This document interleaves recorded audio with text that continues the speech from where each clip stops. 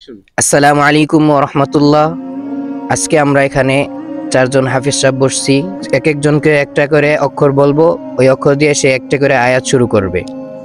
তো শুরু করা যাক। প্রথমে এই হাফেজ সাহেব হাসানকে শুরু করা হচ্ছে। তো হাসান ভাই, আপনি বলেন র অক্ষর দিয়ে একটি আয়াত। أعوذ بالله من الشيطان الرجيم بسم الله الرحمن الرحيم ربما يود الذين كفروا لو كانوا مسلمين কোন ইসমাইল তুমি তা দিয়ে একটা বলো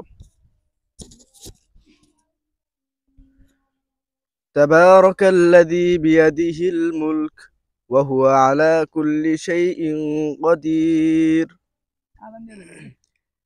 এখন মুইন একটা জিম দিয়া বলো।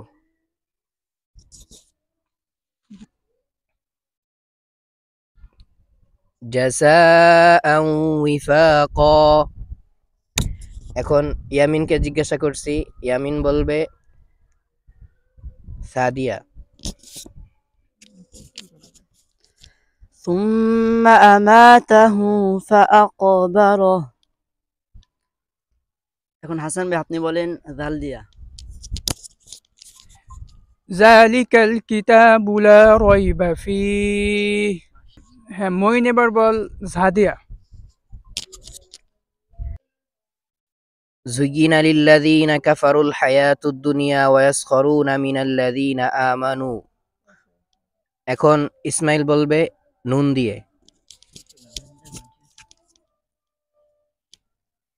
নুন ওয়াল কলামি ওয়ামা ইয়াসদুরুন। এখন ইয়ামিন বলো ইয়া দিয়া।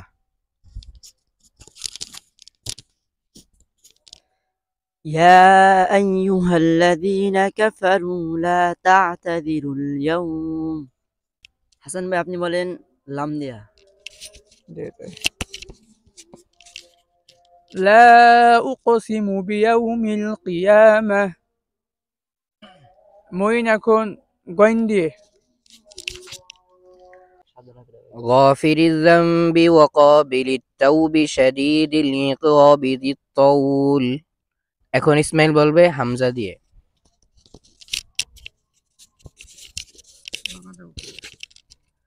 أإذا كنا عظاما نخرة। হাসান তুমি এখন বলো মিম দিয়ে। ما أغنى عني مالية ইয়ামিন বলো জদিয়া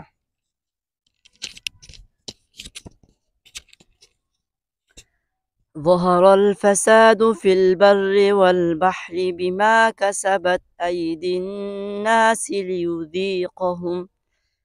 ليذيقهم بعض الذي عملوا لعلهم يرجعون। হাসান ভাই আপনি কফ দিয়ে একটা বলেন। قاف والقرآن المجيد। আসসালামু আলাইকুম। আজকে এই পর্যন্তই শেষ করছি।